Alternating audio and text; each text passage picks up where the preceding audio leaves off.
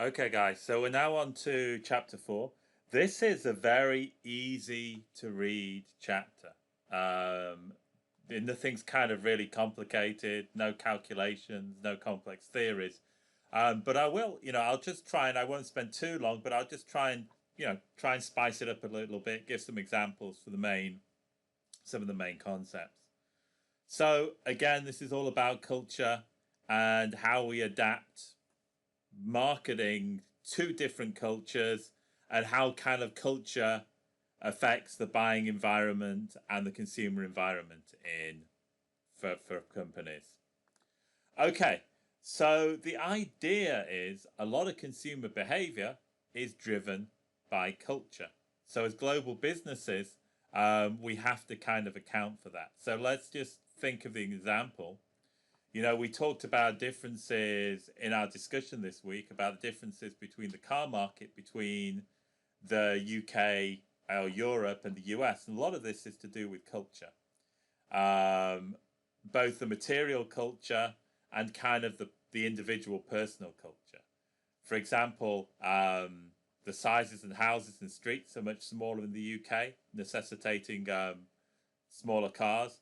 People are much more likely to walk places, utilize public transportation, again, which will change car preferences. People have different design preferences, what they feel looks good. People prefer like smaller, slightly sleeker cars. There's different attitudes towards the environment. And again, on the material life front, gas is much more expensive. And we're going to talk about 4 stages of the consumer process and how each of these are kind of affected by culture. These are access, buying behavior, consumption characteristics, and disposal. And I have a little diagram. This diagram is actually from an older version of the book, but I think it's actually pretty good, and it kind of illustrates these problems kind of quite succinctly. So the first stage of this paradigm is access. If I have a high-end luxury product, high-end luxury fashion, or a car that's going to cost over $100,000, and I'm in a poor country with very few high-end consumers, then there's going to be no kind of economic access to that product. Likewise, things like trade barriers, laws, infrastructure could affect my product. We had the case last week, we talked about Uber. Having barriers to entry in certain countries. India, for example, has quite strict rules on retailers, tries to protect its own retail industry from multinationals such as Walmart. What about buying behavior? Well, things like brand perception. For example, we consider Swiss watches to be high quality. Think a little bit about the brand. Apple has a very strong global brand and a very strong global brand following. And this is a following all over the world. People are very kind of loyal to the Apple brand. And think a little bit about attitudes to consumerism. Certain societies, for example, Scandinavian societies, they're a little bit more equitable. And things like ostentatious, showing wealth is not considered, as normal as it would be, for example, in the US or some other countries. So again, if we're advertising kind of high-end luxury products, we need to be a bit more understated. We need to be a little bit more aware than this. And kind of psychological orientation and norms.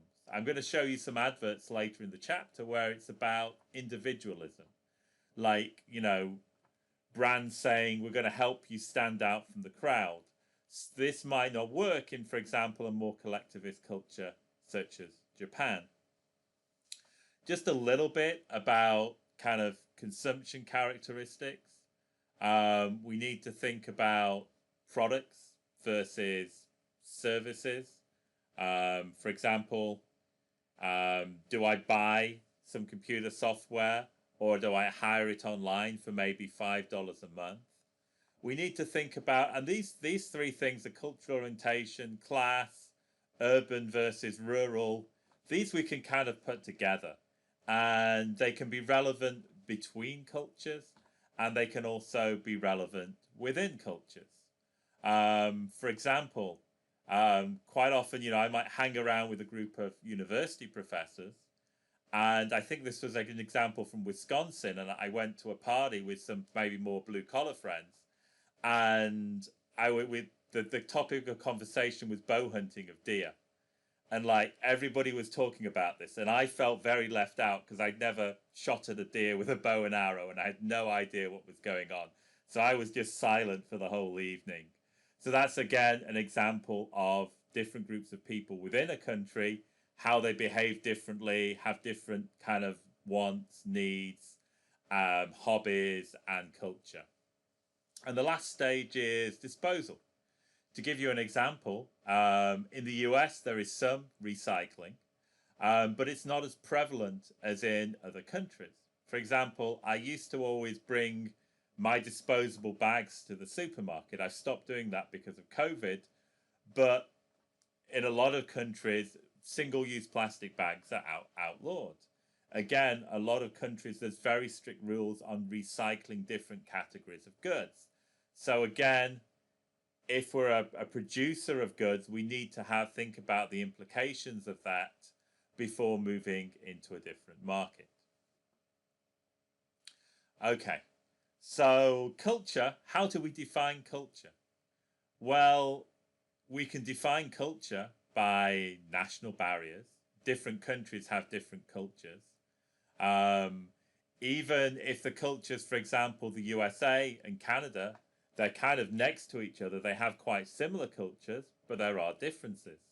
And as we talked about, Target moving into Canada, they didn't think that the Canadian culture would be different. So that's maybe one of the reasons why they failed. Island nations tend to have quite specific culture because they have less interaction with the surrounding cultures. This is why Japan is quite an individual society, quite culturally different from other countries in East Asia. This is maybe why Britain never seems to get on with Europe and never wants to has just withdrawn for the European Union.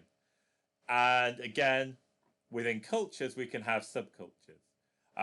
There might be a quite different culture, maybe a predominantly Mexican-American town on the border of Texas and Mexico, than a Scandinavian-American town in maybe northern Minnesota.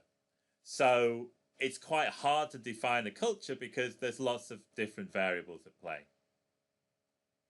So what are some of the elements of culture? Well, the first is material life. And I'll just give you an example of material life. I gave you a few good examples of that with the cars, but consider a European country. People tend to live in apartments. People tend to have maybe smaller cabinet sizes, so they can't fit the huge American bottle of Coke in. And also washing machines. Particularly when I lived in the Midwest, most people put their washing machines and they have separate washers and dryers and put them in the basement. But in Europe, or again in the UK, very few people, because of smaller houses, no basements, would have separate washers and dryers. There would be a combined washer-dryer. So again, that's the material life, and it affects the product preferences. Going back to language, this is kind of almost an obvious thing, that blunders of translation can actually be pretty common. And I'll show you some examples on the internet of this. And literally, you can there's like hundreds of these things on the internet. We've got one from Pepsi, translating into Chinese, brings your relatives back from the dead, which was a failure. A brand of Canadian whiskey translated as manure in Germany. A cause slogan was suffers from diarrhea in Spain. You get the idea. Just put translation blunder into Google and you'll get literally hundreds of these things. So translation blunders can be an issue. One way of dealing with this is this back translation, i.e. what we will do is we will translate from, and let me just do this with a pen.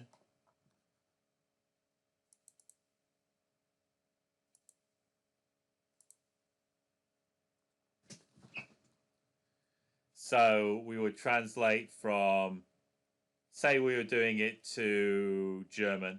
So we have something in English.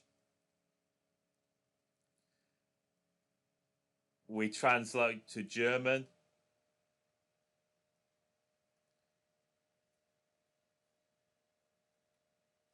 And then we can translate back to English.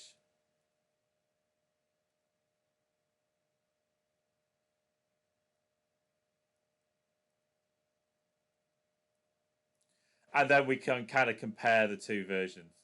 And if they're the same, then we've obviously had a successful translation. If we have differences, we kind of then iron it out and work out, is it the English to German or the German to English? Another one is just parallel translation. So we'll maybe get kind of 2 or 3. So that's back translation.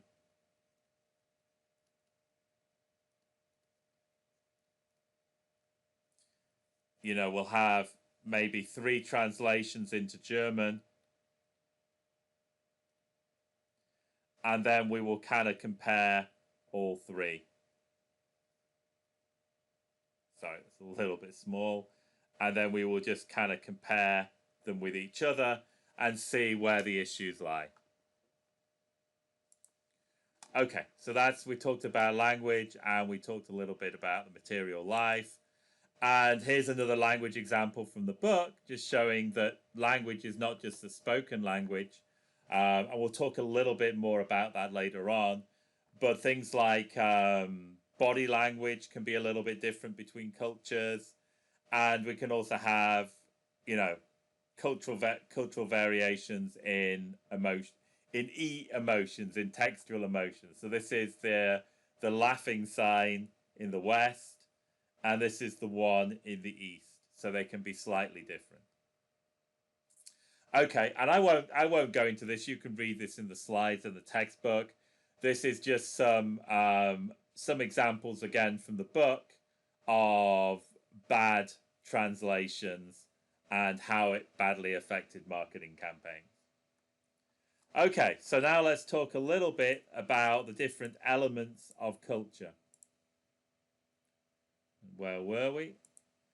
And the first is this idea of social interaction. Why is social interaction important? Well, if we think here about this idea of family, family can be different in different countries. For example, maybe in India, in certain Latin American countries, there's much more of the concept of the extended family. You maybe have a larger family group living together.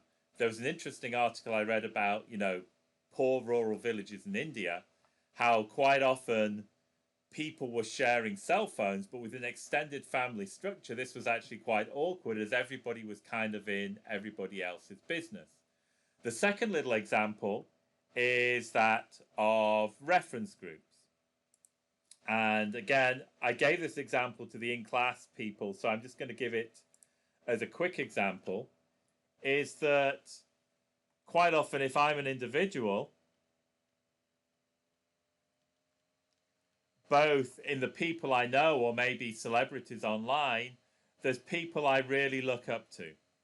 So there's maybe somebody who's one of my friends who is smart and successful.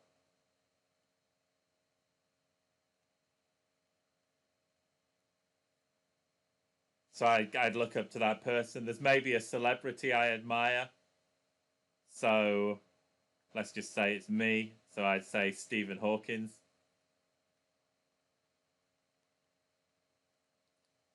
Or something like that. But there's also people who maybe I would have, you know, negative. So I don't have a great deal of regard for Justin Bieber. And if he was selling something, it might actually make me less likely to buy that thing than if he wasn't selling it. So this would be an idea of an associative reference.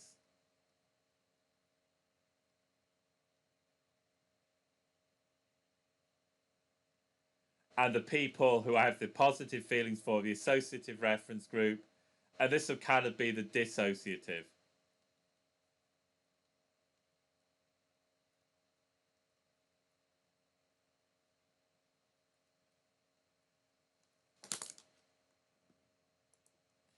And let's just have some examples.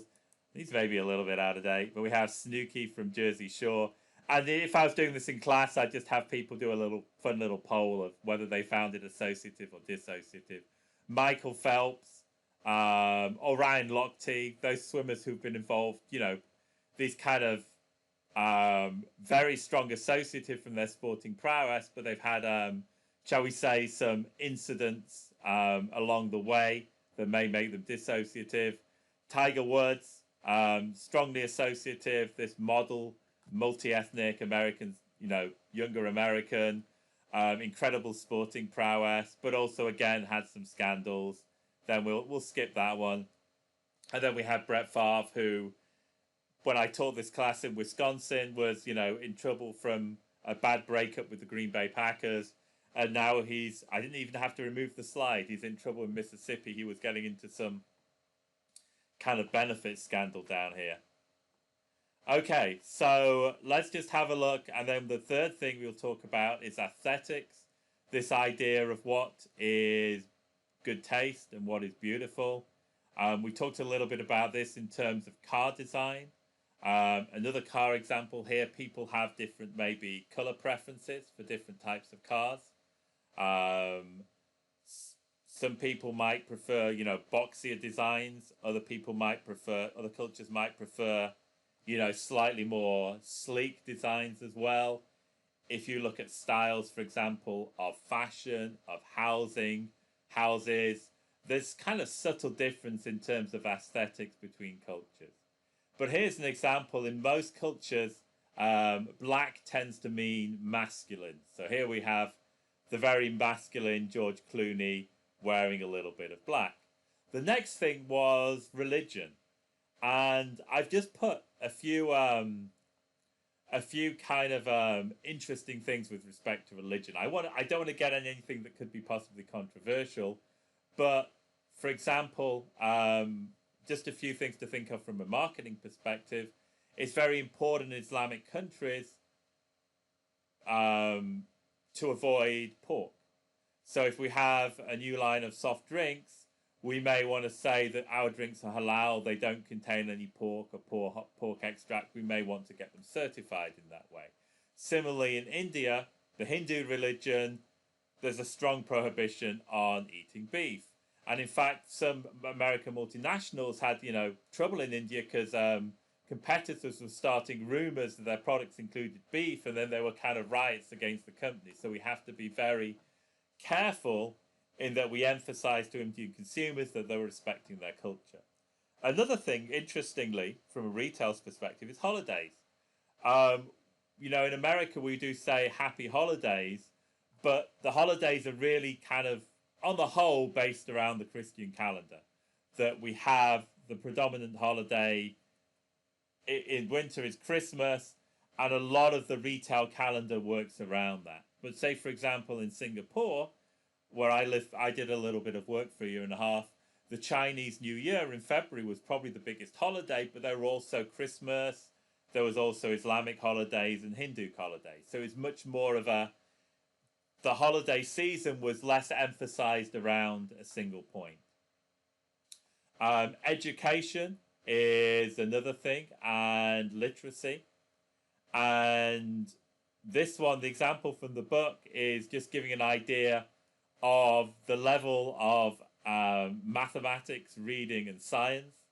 And you can see here that China, the Chinese cities anywhere, the Southeast Asian countries, and Northern Europe have this very high level of education.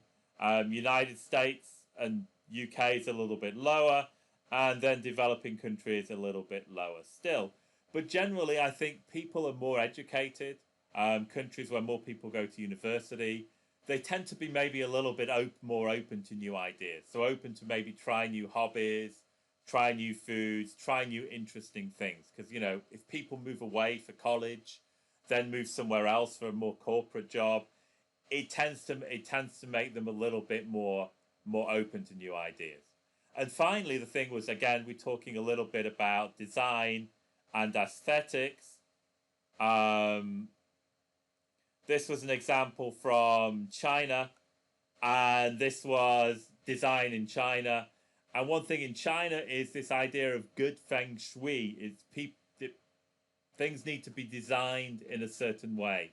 I can't tell you exactly what good feng shui is, but if you're in China, you may want to actually hire a consultant, again to show you respect local culture, but again to ensure that your design meets within local standards.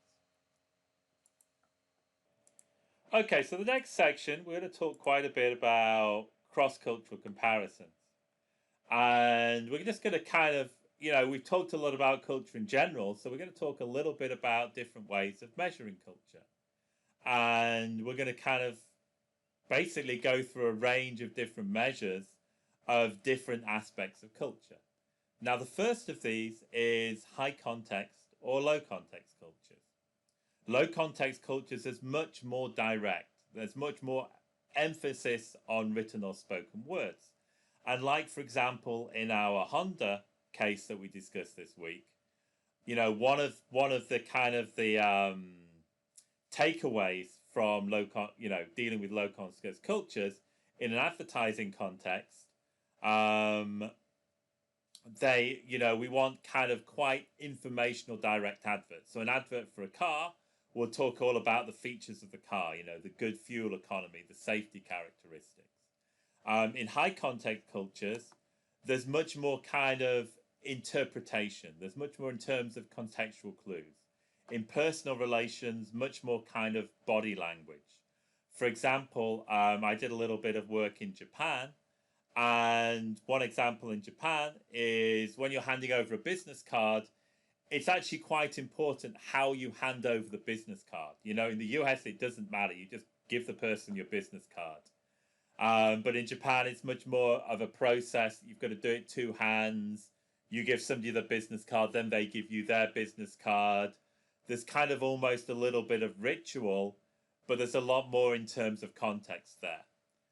And again, in terms of advertising, if I was doing a car advert for a high context culture, it would be less about facts, more about giving some sort of a mood. I might show maybe some millennials enjoying a night out on the town with their car, or I may show kind of, if I want, my car in a bucolic, very country environment to show how my car fits in with nature.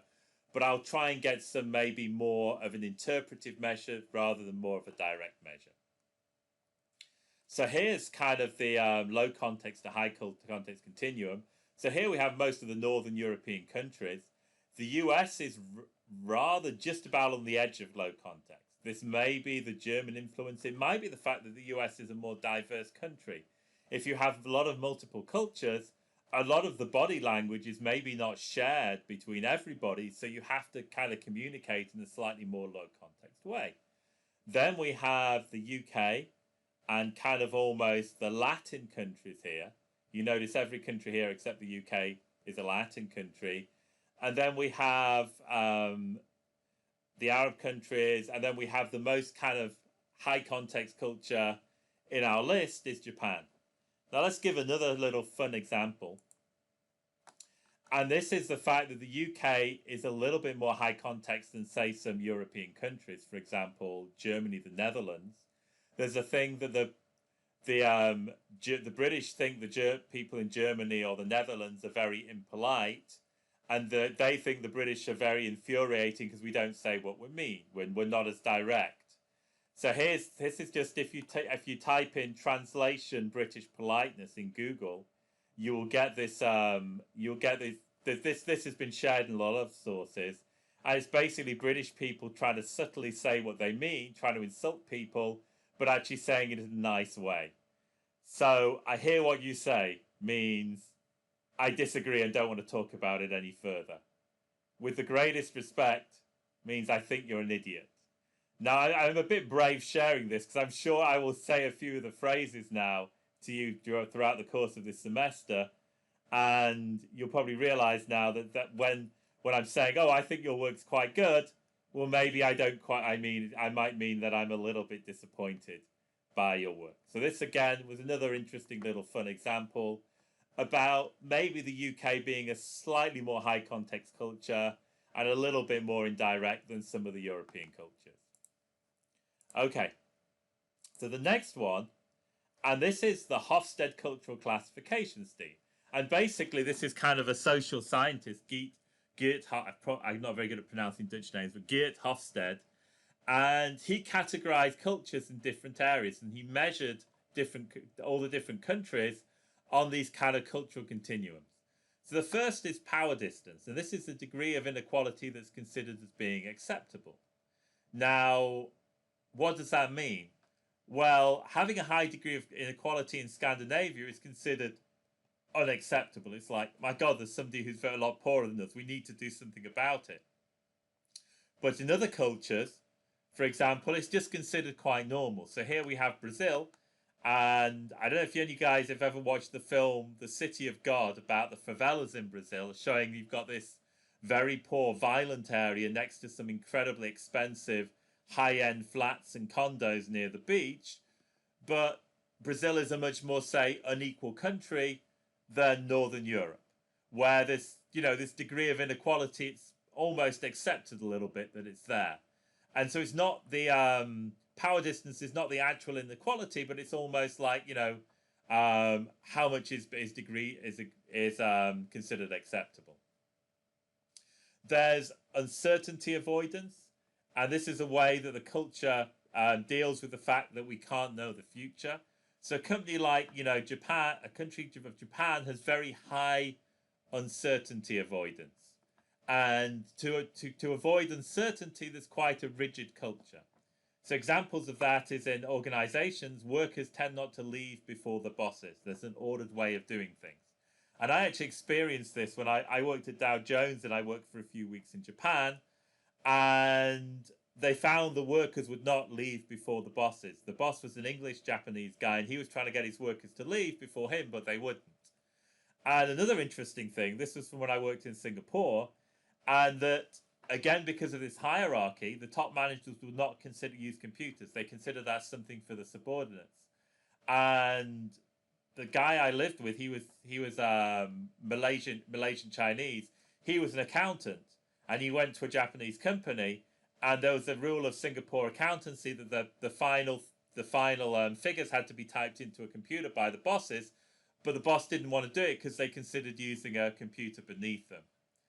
And this higher uncertainty avoidance, it also sometimes leads to consumers valuing naturalness and freshness. I'm not 100% sure how that follows, but maybe if we're in this more rigid, more traditional culture, then it makes us value nature a little bit more. So an example would be, to take advantage of this, a cosmetics company giving the phrase, as natural as it gets. And the final one is individualism, which we define our image in terms of myself, what's my own personal image, versus more of a kind of a group or a cultural image. So let's just go a little bit further. So this is the US is quite an individualistic country compared to maybe an East Asian country such as Japan. And we've got an advert here saying, maybe it's an advert for a Mississippi State degree, we're going to help you stand out from the crowd. Now, that advert might not go down particularly well in a more collectivist country. And here's another example. This is an example of rugged individualism.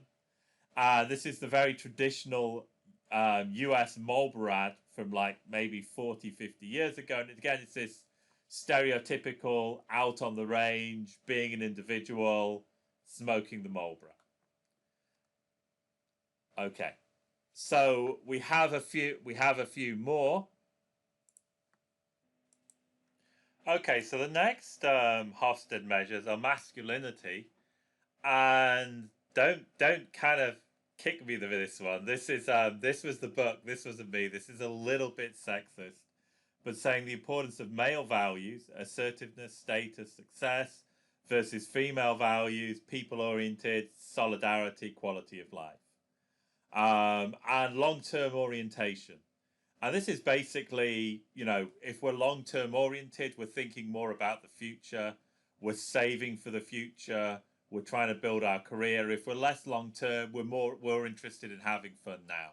And generally, East Asian countries tend to be more long-termist than, say, the US. There's a lot more in terms of saving your money rather than spending your money and thinking maybe further into the future.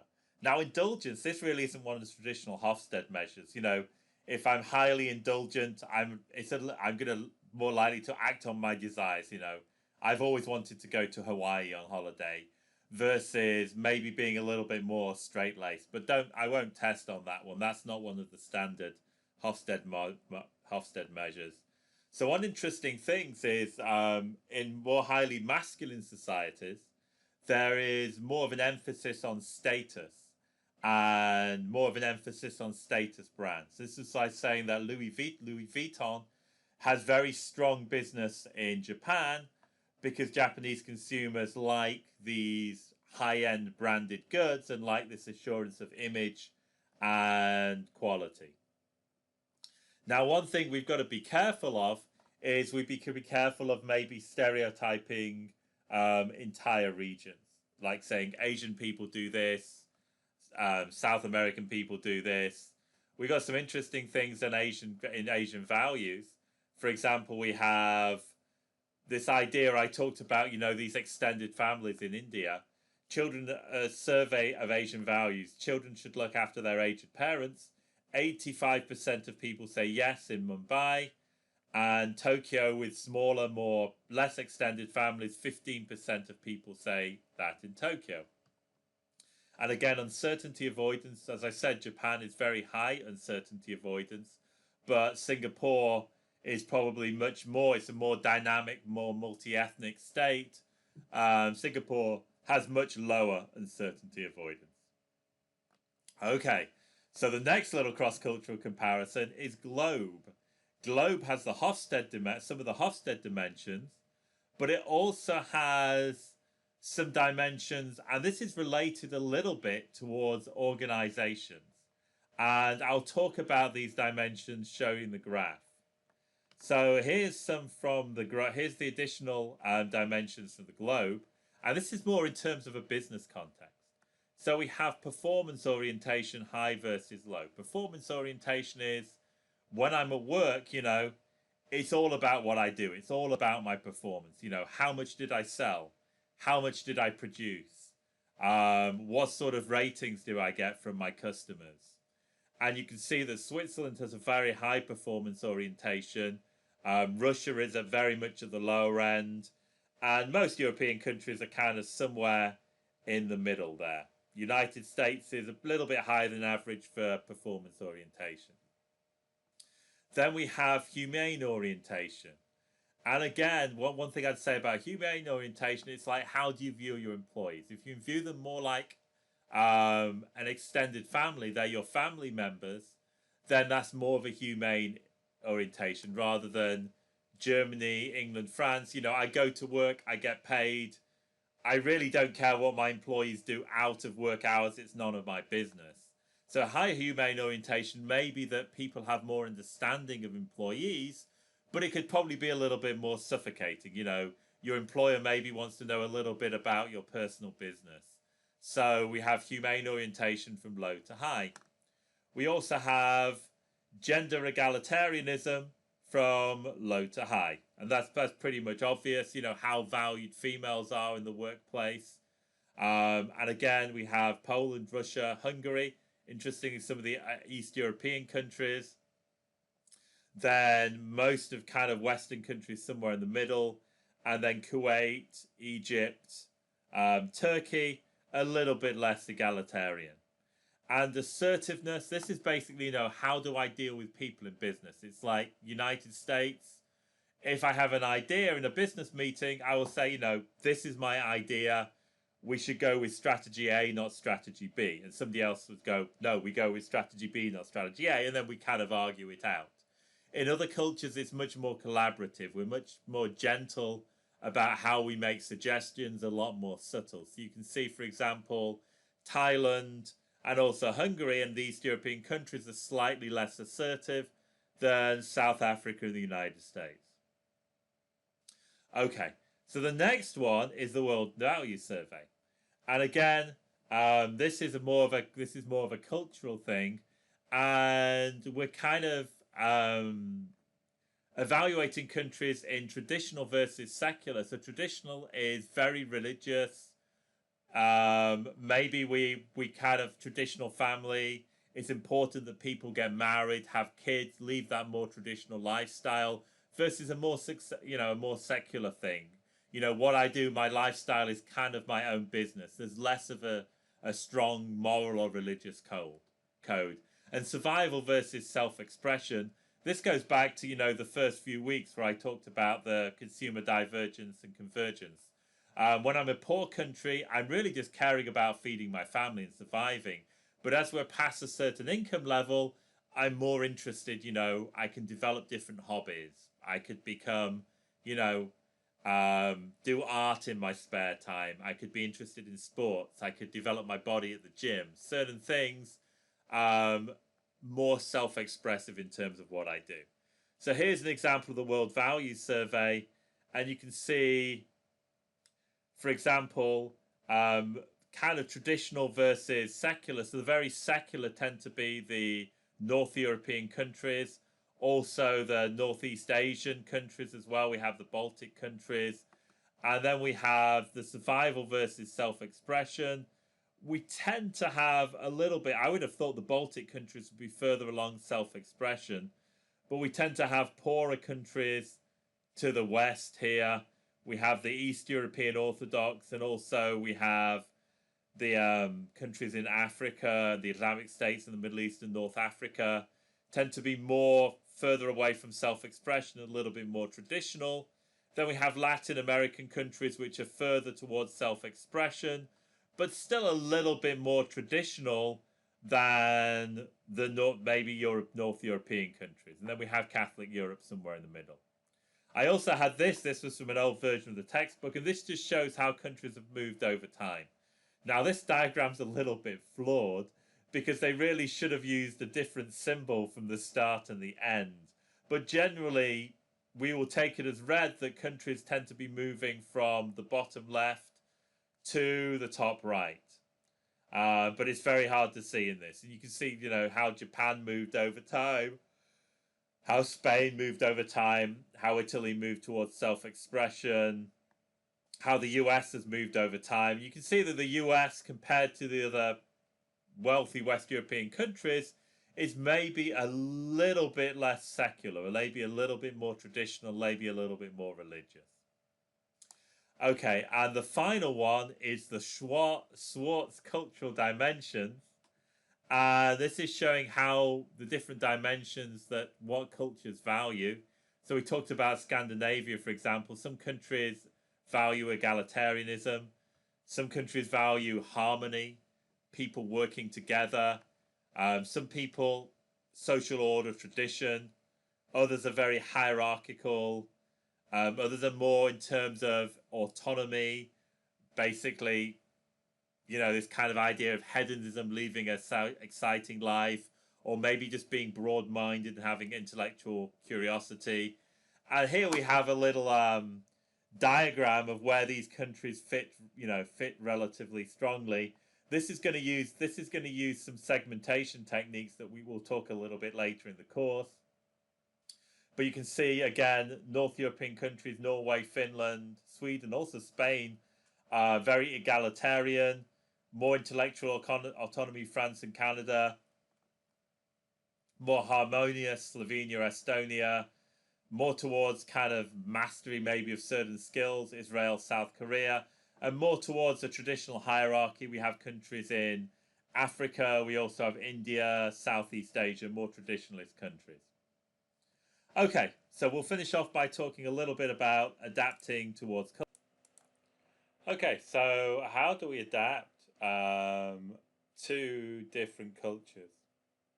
So let's just kind of talk a little bit about this. There's certain things we need to think of when we're adapting to different cultures. The self-reference criterion. This almost harks back to our Target example, or when I talked about Walmart in Brazil. In both of these instances, US retailers went into foreign markets with American goods. Walmart went into Brazil with American football gear and American sports. Target went into Canada with stuff that celebrated American rather than Canadian holidays.